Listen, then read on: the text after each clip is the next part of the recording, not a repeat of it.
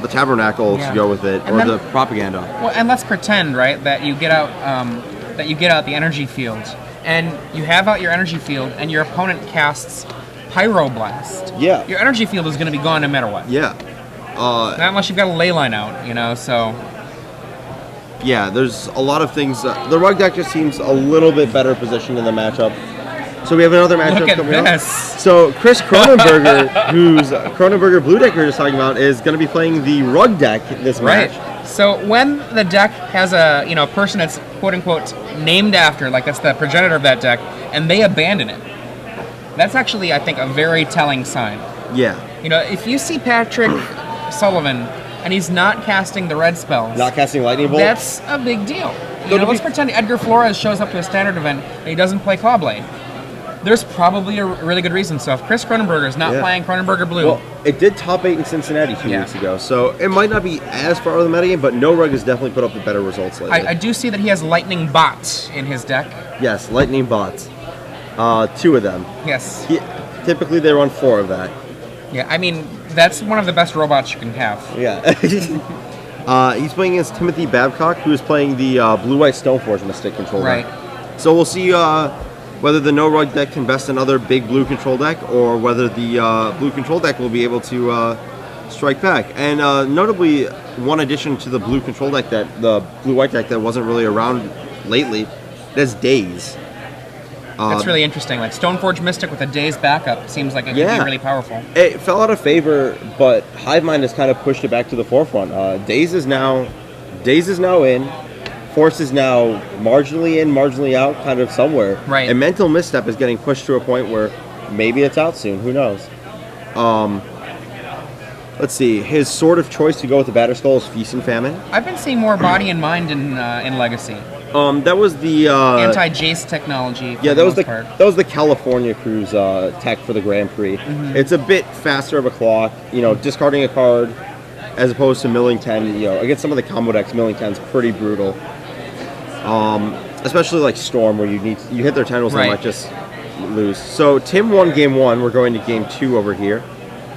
We're going to see what happens. Chris Kronenberger on the play. No Rug. Yep. And his opponent, Timothy, here is going to be playing the blue-white Stoneforge Mystic deck here.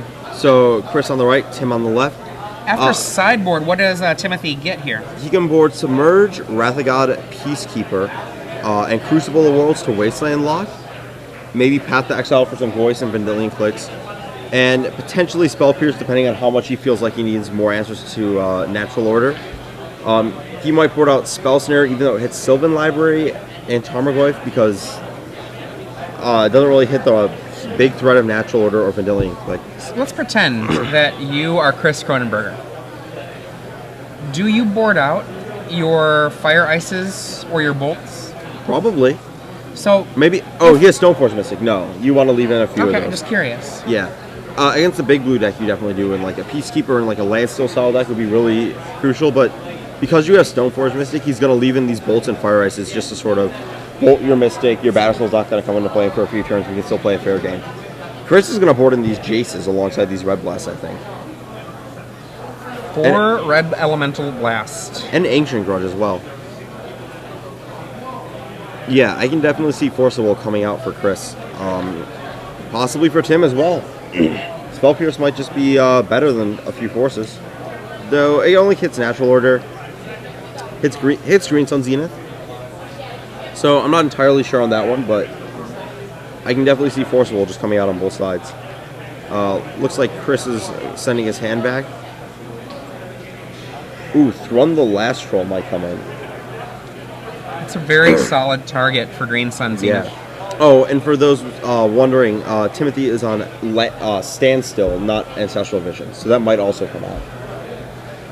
That's an interesting debate. I know Drew Levin is heavily on the side of Ancestral Visions. I talked to some people. I know Brian DeMar is on the side of Standstill. I'm on the side of Standstill. Every time I watch Standstill play, it's just kind of someone plays a spell, wins the game, and just like...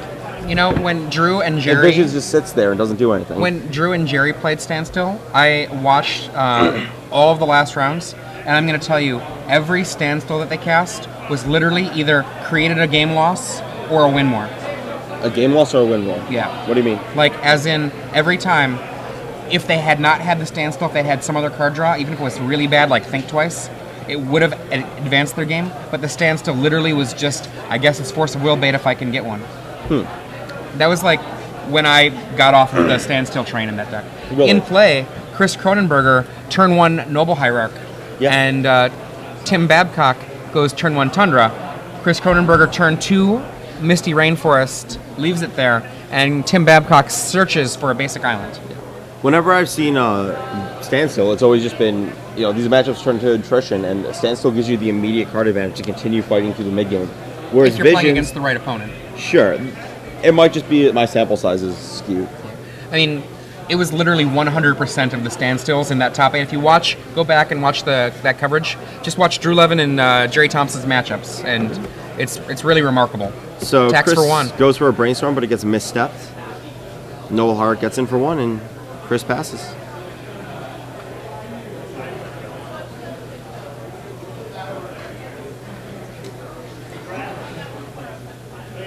Tim plays a Factory. Looks like he's going to play... There's the Stoneforge Mystic playing around Daze here.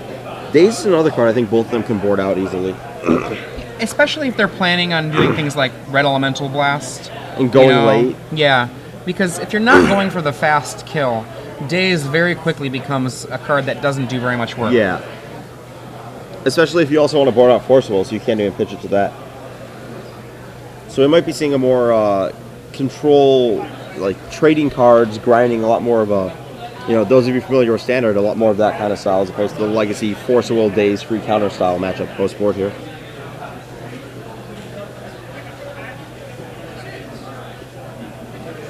That's an end turn Vendilion Vendilion Click. Click.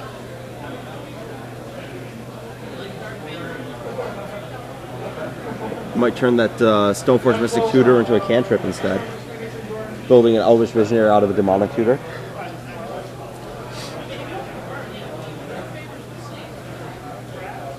Tim thinking about what he wants to do. Might have a brainstorming response. Might have, Daze. Might have Force of Will.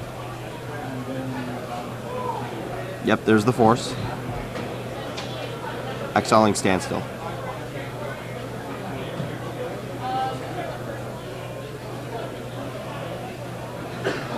So Chris gets to untap here. Only 2 cards in hand, though.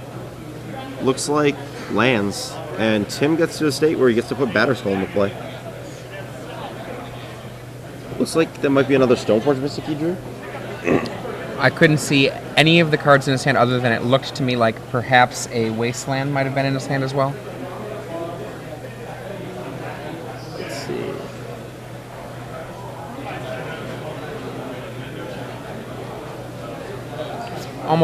It's very likely just to be a go.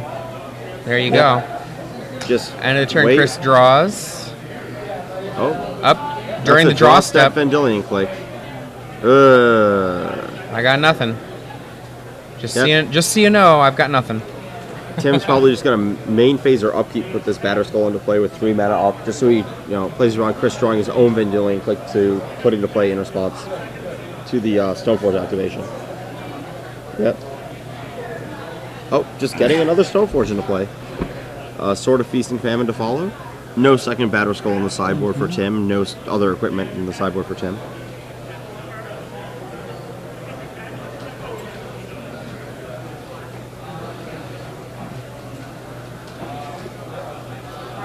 Tim's hand is Batterskull, Sword of Feast and Famine, and is it 2 other cards? Let's see. Attack for 3 with the Vendilion Click. Chris drops to 16. Chris draws. Force of Will? What is that? Is he down to 1 card in hand? Chris, yep. Batterskull comes on down, and the end game starts now. Sword of Feast and Famine can come down here and get the hit in, presumably. Tim draws another Stoneforge.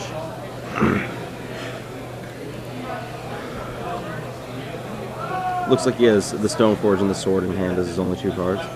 Sacrifices a Flooded Strand.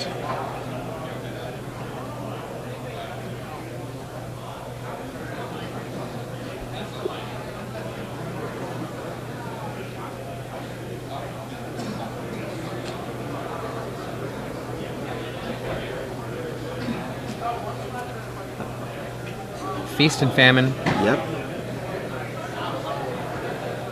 Equip the Feast or Famine to the Vendilion Click. Leaving up the basic island, so it's... Oh, nope, just crashing in there with everybody. Everybody comes in, and 3, 4, 5, 6, 7, 8, 12. And a Germ that's untapped. There we go. 13, I think. Is there... Oh, the other Mystic's tapped. There we Yeah. go. That's what it is. So that's 12. Chris discards the 7th land that he draws, and Tim untaps all of his lands. Not sure what could possibly be drawn here. There we go. And match goes to Tim. So roles of reverse a little bit. No Rug manages to fall to the blue control deck this time. Looked like the power of a bad draw there, but Stoneforge Mystic definitely helped. Right. I mean, if you think about the ways that the Stoneforge Mystic influenced that game, I mean, it did an additional +6 damage on that turn, but also it meant that Chris was under pressure for a lot of damage. Yeah. Even when the Batterskull's not in play. Yeah. It can come into play. For those of you who are just joining us, I'm Adrian Sullivan. I'm here with Ari Lax. We're here in still very sunny Pittsburgh,